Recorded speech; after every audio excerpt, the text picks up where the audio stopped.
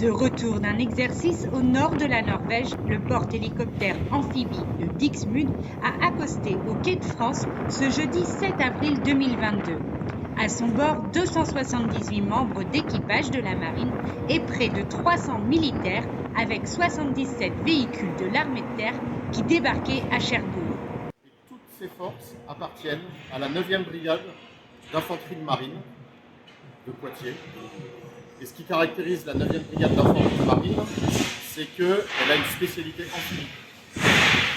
Et donc c'est en raison de cette spécialité amphibie qu'on a été désigné sur la mission amphibie de Corps 22, Presqu'île 22, 2022, pour aller réaliser une opération amphibie dans un endroit particulier parce que ça n'avait pas été fait par le passé, réaliser une opération amphibie au nord de l'arc arctique, dans les fjords norvégiens.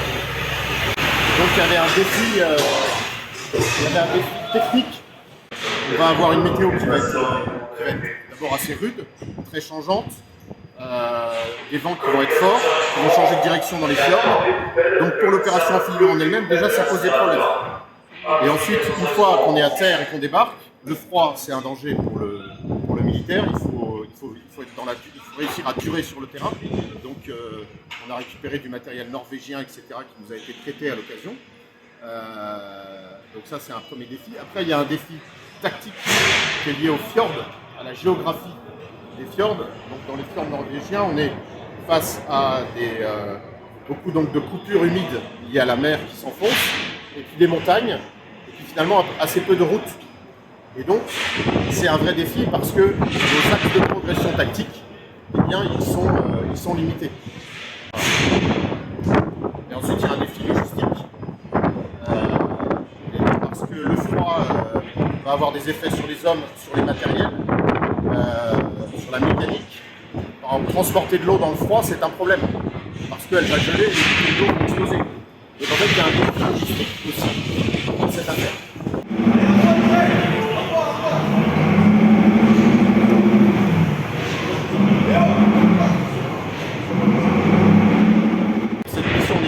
Fin février, et on revient aujourd'hui, et le temps de déploiement à terre a été de 10 jours.